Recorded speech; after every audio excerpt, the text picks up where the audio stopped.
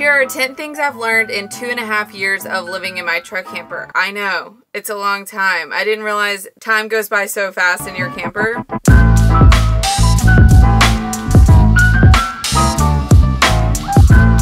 I live in a 2003 Arctic Fox truck camper, and recently from a truck camper rally, I learned that campers used to have a lot more restrictions when it comes to build quality.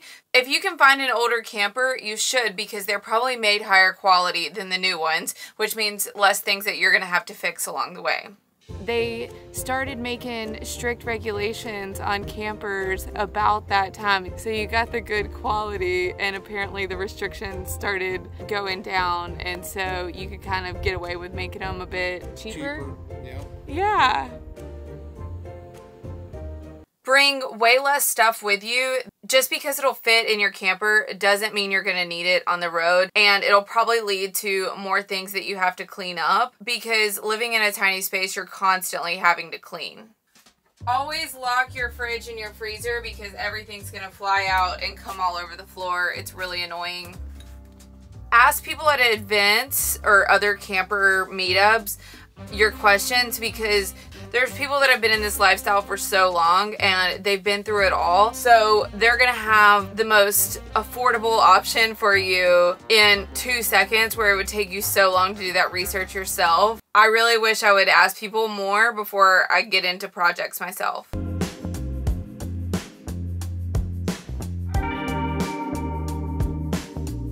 Go to as many meetups as you can. It is so much fun having like-minded friends along the way, and they also give great advice on what to go and see in an area. You just tell them your route and they'll be like, oh, you should check out this, that, and this. Very good. I also had no idea how handy I was gonna get in 2.5 years. It is really empowering to be able to troubleshoot and know what I could possibly fix and what I need a professional to fix. I had no skills before this, and now I've got so many tools. It takes a while to, and it's overwhelming at first, but then you kind of get the hang of it. With that being said, there's still a lot of things that I don't want to do, but I've gotten so much better and I've learned so much over 2.5 years.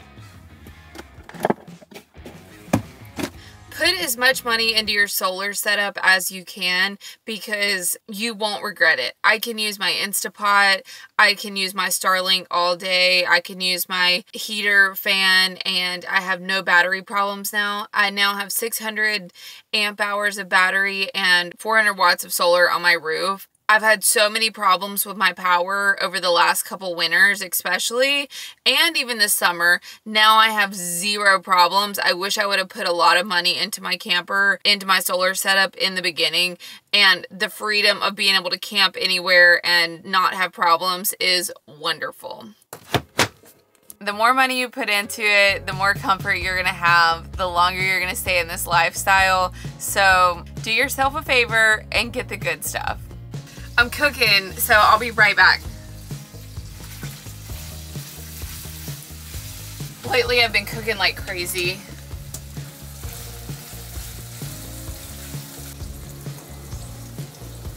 I underestimated the variety of friends that I would have in this lifestyle. You're gonna have people that are retired, traveling, living their best life. You're also gonna have people that came into the lifestyle not by their own choice, and they may not have 2 dimes to rub together, but it brings the most variety of friends that I've probably ever had in my life, which is really cool.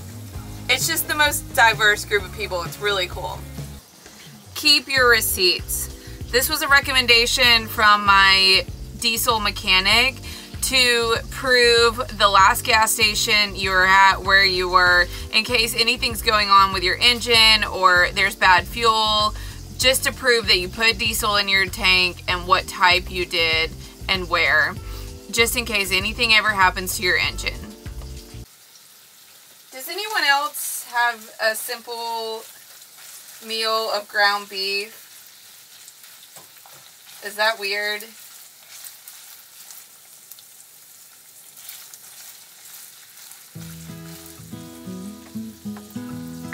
Don't leave your water heater on at night, because it'll drain your batteries. I don't know why, because it's supposed to run on propane, I don't know why it drains my batteries too. It's like both. It's electric and it's propane. I can leave my fridge on, no problems. If I leave my water heater on, problems. I mean, not big problems since I've got such a big battery bank now, but especially in the winter time when it's cold outside, it's working a lot, and it's running a lot of your batteries to keep the water heater on. It's annoying. Alright, that's it for this week's video. If you noticed, my camera's going in and out of focus, and that's because I dropped my camera, so now I've got to send it in. Yeah, so thanks for dealing with my lower quality video. Okay guys, bye.